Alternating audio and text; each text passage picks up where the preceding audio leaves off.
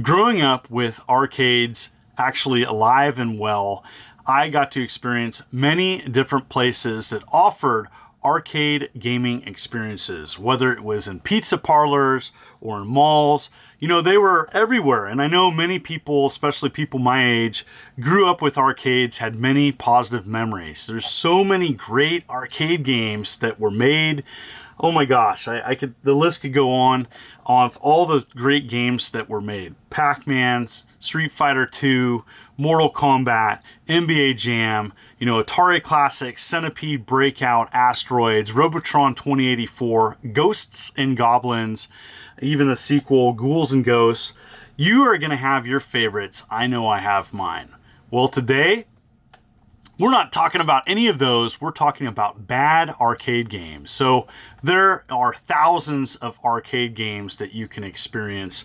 I picked 5 bad arcade games that are bad, and I'm going to show you why. So sit back, relax. You may want to grab some popcorn. Here we go. I'm a pretty big fan of Double Dragon series, but the third one just misses the mark. It was outsourced, and it doesn't have the charm or appeal of the first 2 Double Dragon games. And the arcade version is a choppy mess. It's not balanced. It's cheap.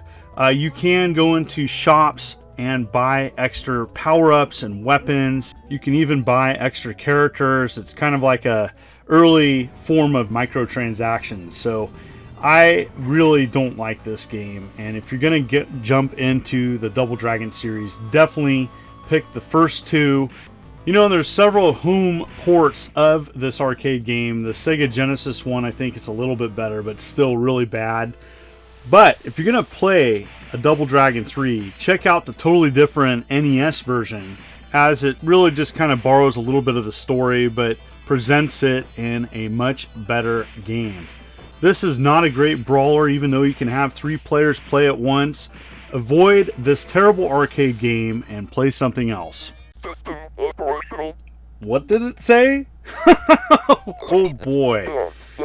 Well, going back to the early 80s, there was the evolution of arcade games, going from single screens to simple platformers. And this is Hunchback. And I know there's going to be people out there that like the charm of this early arcade game. It's just not that good. It's slow. It's got bad gameplay. The home versions of this game, definitely looking at the C64 version, are much better in my opinion. And so it is just not a great arcade game.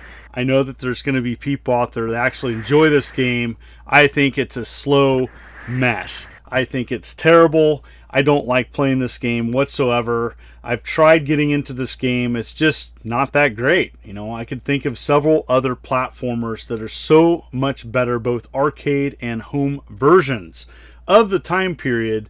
It's just not great. The jumping mechanic right here is a good example why I hate this game. You have to get it just right. It's too precise. You're going to die over and over in this game. Kind of simple backstory too. I guess the artist left, and initially he was creating Robin Hood. It was then changed to a Hunchback theme, and there you go. So the goal is to get to the end of the screen and ring the church bell. So yes, it gets very challenging and very cheap.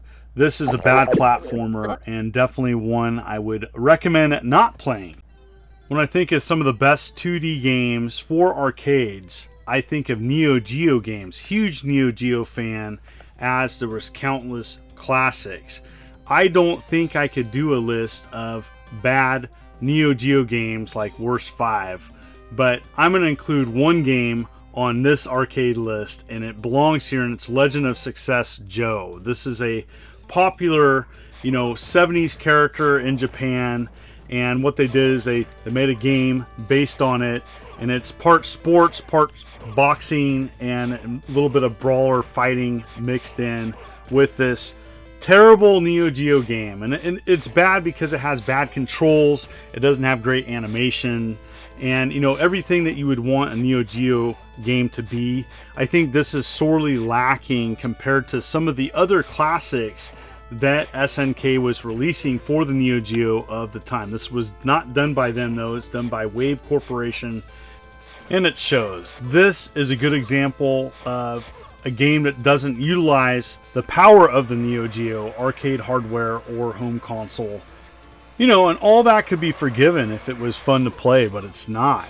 It is just really a kind of a cumbersome boxing slash brawler game, and I don't have fun playing this. You know, there's going to be people out there that, you know, are going to be a fan of this game. I know they're going to comment, "Hey, I like that game." Great. You like that game, it's still bad.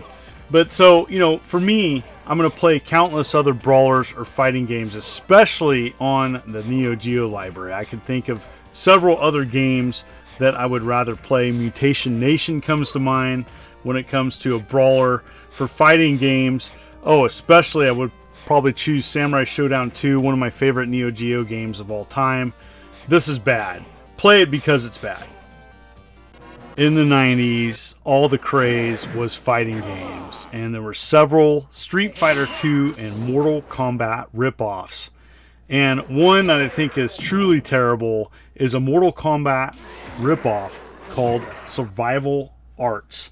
And this was done by American Sammy. And, you know, plays a little bit like Street Fighter, but looks like Mortal Kombat, but like a discount Mortal Kombat. More like a dollar store discount Mortal Kombat. It is just really bad.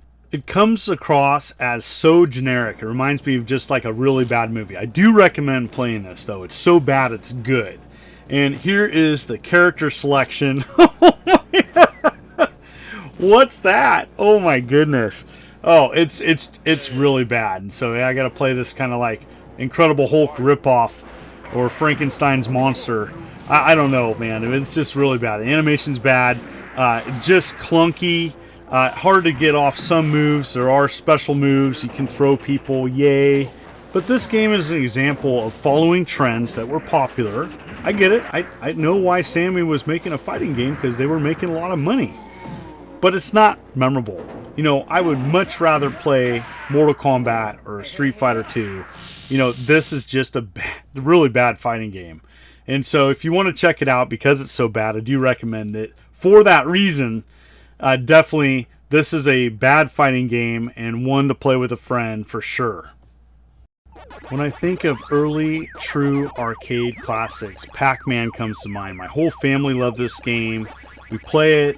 I have a 1-up arcade of it, and I play it weekly. It's just a timeless classic, and the appeal is huge. I absolutely love playing Pac Man. Well, Pac Man had kind of a troubled history as it continued to try to follow trends instead of making trends, and they made Professor Pac Man in 1983, and this was kind of following the trend at the time of quiz games, and it just lacks the appeal and charm of Pac Man. And so choosing the correct answer moving forward, it's slow, it's not fun. This was extremely rare too. There was only 400 cabs made, and 300 were converted into Pac-Land, which came out in 1984. And so you get a series of questions. You know, they advertise over 500 different questions. They were going to update the questions later on so that people wouldn't memorize all the questions, and they never did that because this game totally bombed. As you know, people, when they play Pac-Man, want to play an action game, not a quiz game. And so there's truly some strange questions that are asked, like how many left turns to the fruit. You know, it's obviously trying to build upon people that have memories of playing the original Pac-Man, but it's just awful. This is just one of the worst Pac-Man games ever made, and definitely belongs on this list. Ugh, boy, those games were bad. Those are my picks for bad arcade games. What are yours? So I'm sure your list is going to be different. Heck, you might even like some of these games that I listed today. You know, I want to hear your picks for bad arcade games and why, and your connected memories to them. So comment below. I want to hear your games and why they are on your list.